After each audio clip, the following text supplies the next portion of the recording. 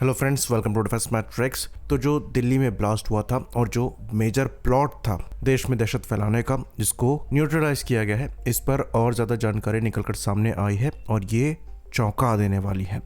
कहा जा रहा है कि करीबन 32 यानी कि 32 कार्स जो हैं ये पूरे प्लॉट में इस्तेमाल होनी थी और मल्टीपल जगह पर एक्सप्लोजन किया जाना था।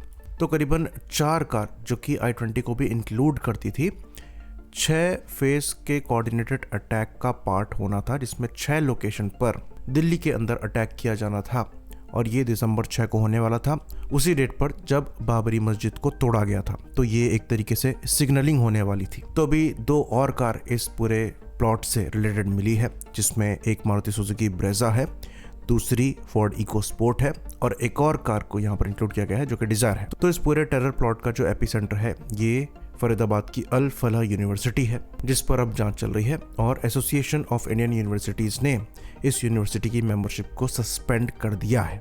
साथ ही साथ और भी कई गिरफ्तारियां हुई हैं जो कि हरियाणा से भी हुई हैं। यूपी में भी कई जगह पर छापेमारी और गिरफ्तारियां चल रही हैं, यानी कि यूपी में भी ये अटैक करने का प्लॉट था। बाकी जो दिल्ली में इंसिडेंट हुआ उसको लेकर भी रिकंस्ट्रक्शन किया गया और करीबन 50 कैमरा से जो फुटेजेस हैं उनको निकाला गया। तो टोटल 8 सस्पेक्ट्स यहाँ पर इन्वॉल्व थे और 4 सिटीज में यहाँ पर ये अटैक प्लान किया गया था और 2-2 के बैचेस में ये आतंकी इन लोकेशंस को टारगेट करने वाले थे। यहाँ पर नोटबुक्स मिली हैं, डायरीज मिली हैं जो कि सजेस्ट करती हैं मल्टीपल अटैक्स को।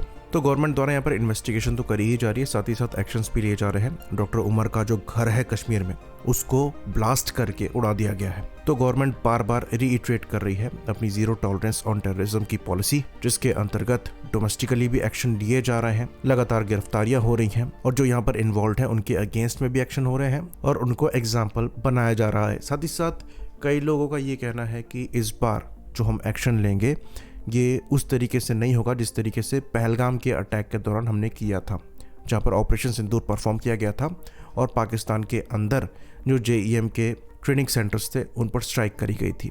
क्योंकि गवर्नमेंट की जो टोन है ये थोड़ी सॉफ्ट नज़र आ रही है, पर हमारा ये मानना है कि यहाँ पर अंडर करंट लोग समझ नहीं पा रहे हैं। ये बहुत बड़ा प्लॉट था।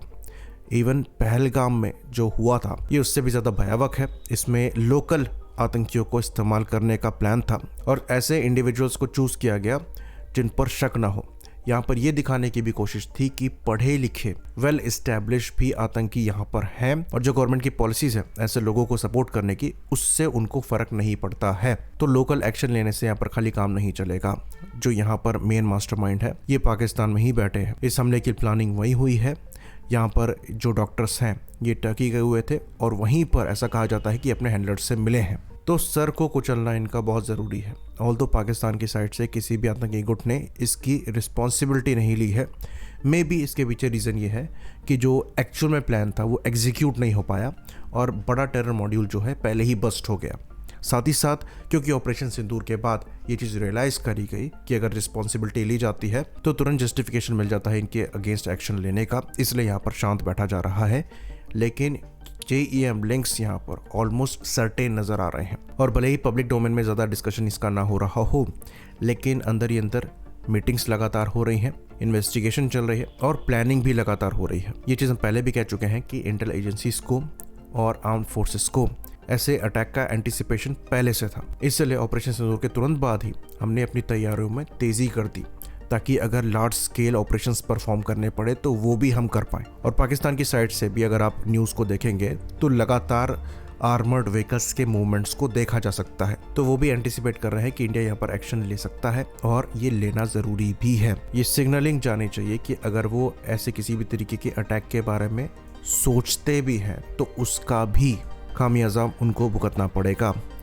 कश्मीर में लोकल मिलिटेंसी में खुद अपने दम पर ऐसे ऑपरेशंस को परफॉर्म करने की कैपेबिलिटी नहीं है।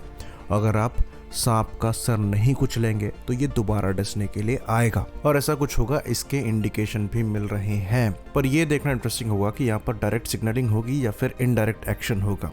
पर प्रिपेयर हम दोनों के लिए हैं। आई होप इन्फॉर्मेशन यहाँ पर क्लियर रही हो। इसी बात पर इस वीडियो को हम खत्म करेंगे। लाइक करिए, सब्सक्राइब करिए। जय हिंद।